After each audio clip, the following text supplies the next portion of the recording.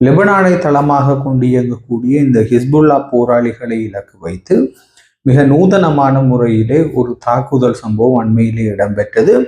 இந்த தாக்குதல் சம்பவத்திலே பலர் கொல்லப்பட்டார்கள், ஆயிரக்கணக்கானவர்கள் காயமடைந்தார்கள்.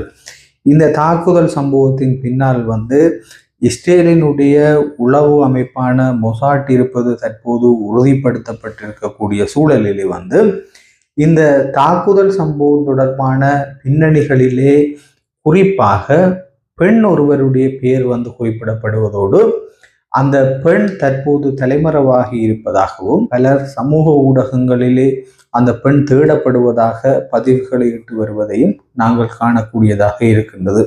உண்மையிலேயே இந்த பெண் யார்? இந்த நூதனமான தாக்குதல் சம்பவத்திற்கு குறிப்பிட்ட அந்த பெண்ணிற்கும் இடையிலே இருக்கக்கூடிய தொடர்புகள் என்ன போன்ற சில முக்கியமான விடயங்கள் இந்த பதிவிலே பார்க்க இருக்கின்றோம்.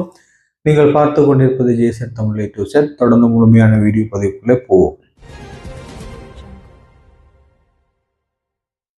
பேஜர்கள், சிறிய ரக ரேடியோக்கள், ஓக்கி டோக்கிகள் திடீரென்று தன்னிச்சையாக வெடித்து சிதறி அதனாலே கிட்டத்தட்ட 30 பேருக்கு மேலே உயிரிழந்தார்கள். ஆயிரக்கணக்கானவர்கள் இந்த சம்பவத்திலே காயமடைந்தார்கள். இந்த சம்பவம் ஆரம்பத்திலே ஒரு நூதனமான தாக்குதல் சம்பவமாக பார்க்கப்பட்ட போதும் இந்த தாக்குதல் சம்பவத்திற்கு பின்னால் இஸ்ரேல் இருக்கின்றது என்பது நிச்சயமாக வெளிப்பட்ட நிலைமையிலே குறிப்பாக இஸ்ரேலினுடைய புலனாய்வு அமைப்பான மொசாட் இருக்கின்றது என்ற விடயம் அம்பலமாகியது.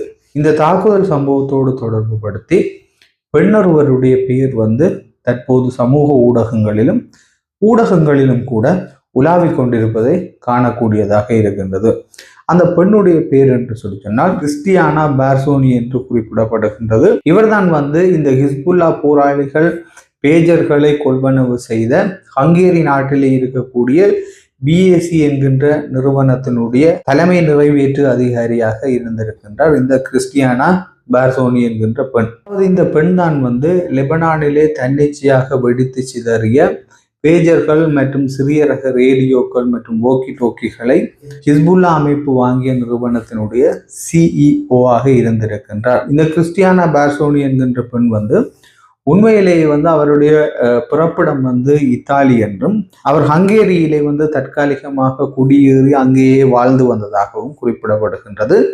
இதற்கு மேலதிகமாக அவர் தொடர்பான வேறு எந்த தகவல்களும் இல்லாத சூழலிலே குறிப்பாக அவர் இந்த உலகத்தில் இருக்கக்கூடிய 7 மொழிகளை சரளமாக தெரிந்து கொண்டவர் என்று குறிப்பிடப்படுகின்றது. இந்த நிலைமையிலே அந்த குறிப்பிட்ட அந்த கிறிஸ்டியானா பார்சோனி என்கின்ற பெண் தலைமறைவாகி இருக்கின்றார். அவர் எங்கு போனார், என்ன ஆனார் என்பது தொடர்பான எந்த விதமான தகவல்களும் வெளியாகவில்லை. இந்த லெபனானிலே நடைபெற்றிருக்கக்கூடிய அந்த பேஜர்கள் மற்றும் ரேடியோக்கள், ஓக்கி டோக்கி போன்றவற்றின் ஊடான அந்த நூதன தாக்குதல் நிச்சயமாக இஸ்ரேலினுடைய புலனாய்வு அமைப்பான மொசாட்டினாலே திட்டமிடப்பட்டது என்பது அம்பலமாகி இருக்கின்றது. இந்த கிறிஸ்டியானா பார்சோனி என்கின்ற பெண் சிஇஓவாக, அதாவது தலைமை அதிகாரியாக இருந்து நடத்திய பிஎஸ்சி கன்சல்டிங் என்கின்ற நிறுவனம் தாய்லாந்தில் இருக்கக்கூடிய கோல்டன் அப்பலோ என்கின்ற நிறுவனத்தோடு வியாபார ஒப்பந்தங்களை செய்து கொண்டு அந்த நிறுவனத்தினுடைய பேஜர்களை ஹங்கேரியிலே தயாரித்து விற்பனைக்கு கொண்டு வந்தமை தெரிய வந்திருக்கின்றது. ஏற்கனவே இந்த ஹிஸ்புல்லா போராளிகள் அமைப்பு இஸ்ரேலினுடைய கண்காணிப்பில் இருந்து தப்புவதற்காக அல்லது வேறு மேற்கு நாடுகளுடைய கண்காணிப்பில் இருந்து தப்புவதற்காக தொலைபேசி பாவனையை முற்றாக தவிர்த்து அவர்கள் இந்த பேஜரை பயன்படுத்தி வருகின்றவை இஸ்ரேலினுடைய புலனாய்வு அமைப்பான மொசாட்டுக்கு தெரிய வந்ததை தொடர்ந்து ஹங்கேரியிலே 3 போலி நிறுவனங்களை உருவாக்கியதாகவும் அந்த போலி நிறுவனங்களிலே ஒன்றுதான் இந்த பிஏசி கன்சல்டிங் என்கிற நிறுவனம் என்றும் அந்த நிறுவனம் தான் தாய்லாந்தில் இருக்கக்கூடிய கோல்டன் அப்பலோ என்கின்ற நிறுவனத்தோடு வர்த்தக உடன்படிக்கையை ஏற்படுத்தி அதன் மூலம் இந்த பேஜர்களை தயாரித்ததாகவும் இந்த பேஜர்களை தயாரிக்கின்ற போதே அந்த பேஜர்களிலே 3 கிராம் அளவுள்ள வெடிமருந்துகளை ஏற்கனவே அதற்குள்ளே பொருத்தி இந்த பேஜர்களை தயாரித்து இந்த ஹிஸ்புல்லா போராளிகளுடைய கைகளிலே கொண்டு சேர்த்ததாக கூறப்படுகின்றது.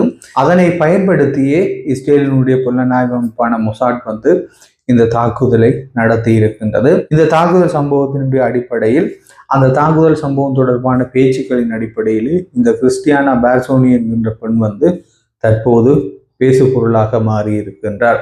இதான் இன்றைய பதிவினுடைய பிரதான விடயம். நாளை மேலும் ஒரு வீடியோ பதிவில் சந்திப்போம். நன்றி, வணக்கம்.